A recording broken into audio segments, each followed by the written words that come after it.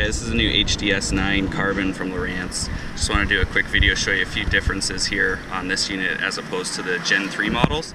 First thing is the screen. They use a Solar Max HD display, and it gives you much brighter and more vivid colors than the Gen 3.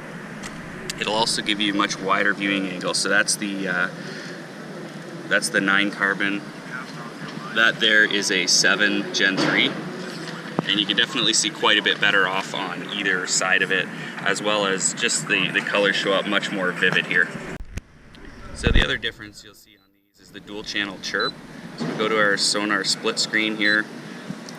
What we can do is run one panel in high chirp, one panel in medium chirp. So as long as you have a compatible dual channel transducer, chirp transducer that is, you'll be able to view two different chirp frequencies at the same time.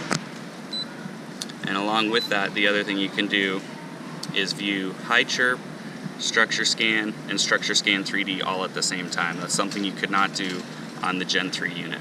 The other change on the Sonar, what you can do is if you have two units networked together, we can view this Sonar source and this one at the same time on a split screen. So I can view this panel here is coming from this unit, this one here is this one's own internal transducer. On the mapping end of it, you'll notice a new option in the overlay here. You now have Sonar charts live, so that will allow you to view your Sonar charts live on the unit. You do need a Navionics Plus card and a active freshest data subscription, which is about $99 a year.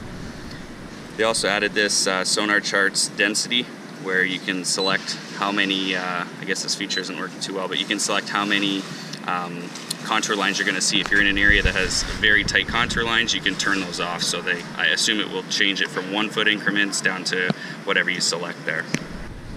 Okay, the other thing with these units is you have a dual core processor, so they're much faster when you're going from page to page. Everything will load up quite a bit quicker.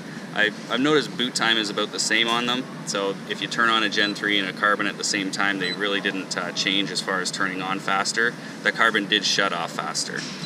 So this one, just so you can see what version we're dealing with here, this is basically just a test version by the looks of it, because it doesn't have any version code, so I'm sure there'll be some improvements when these officially get released as well.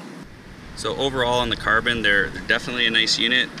Probably more of an application for coastal fishermen than anyone to really warrant an upgrade. For inland fishermen, the biggest thing is probably going to be that Sonar charts live, as well as being able to view your rear transducer and your front transducer on one unit at the same time. If you have a Gen 3 or even a Gen 2 unit, you can take all your existing hardware and use that with the carbon units.